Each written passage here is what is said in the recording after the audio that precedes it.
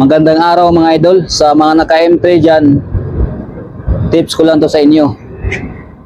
Itong gearbox na to, sa katagalan, mabubutas to.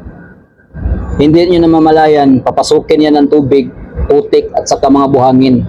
Masisira yung final drive nyo, yung gear dyan. Dito siya dadaan. Ito, may hose, may breather. Papunta dito. Diyan papasok yung tubig. At yung iba, papasok doon sa throttle body, papuntang engine, masisira. So malaking problema, malaking gastos. Ito yung dahilan.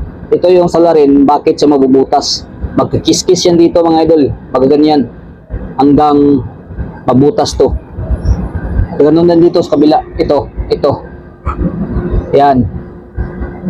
So, ang solution dito, ito lang ito yung ginawa ko. Yan. Nilagyan ko ng guma. Chinilas yan. Yan mga idol, kita nyo?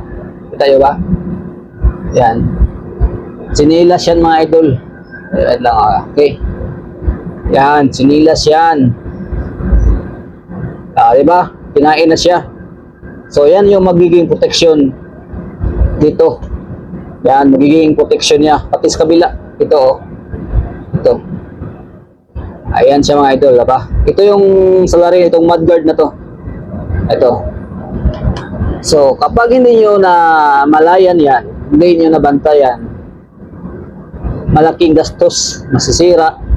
Yung mabubutas to, papasok yung tubig, putik, sa kabuhangin, laking gastos. So, yan lang po mga idol, sa mga hindi pa nakakaalam.